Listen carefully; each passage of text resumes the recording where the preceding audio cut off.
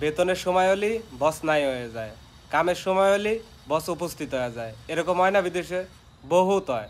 আপনাদের একটা জিনিস দেখাই, যে একই জায়গায় দুইটা প্রজেক্ট চলতেছে। সেটা হচ্ছে গান কীরকম সিস্টেমে চলতেছে ভিডিওর মধ্যে দেখাই দেয় আর কথা কই। এই জায়গায় যে কাজ চলতেছে না, এটা কিন্তু আমাদের বাইরের প্রজেক্ট, এটা অন্য সাইডের প্রজেক্ট। এখানে প্রতি মাসে মাসে লোক চেঞ্জ হয়, যে কাজ করতেছে না ঈদগাতা কাজ করতেছে, এরা কিন্তু নতুন লোক আইছে। আর আমার প্রজেক্টের কাজ হলে এইগুলা, আমার কাজ কিন্তু শেষ। এই প্রজেক্ট আর আমার এই প্রজেক্ট একই সাথে একই দিনে ধরা, তারপরেও শেষ হচ্ছে না। কারণ কী জন্য জানেন? কারণ কোম্পানি 2 নাম্বারই করতেছে, কোম্পানি বেতন দিচ্ছে না।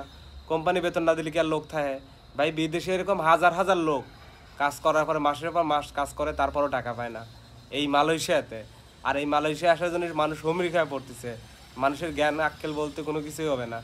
এত নিষেধ করি, তারপরে ভাই মালয়েশিয়া কলিং কবে খুলতেছে। মালয়েশিয়া কলিং খুলবে, চলে আসবে 5 লাখ টাকা খরচ করে, তারপরে ঠেলাটা বুঝবে। ভাই ভালো কথা করলাম তো মাথায় ঢুকলো না।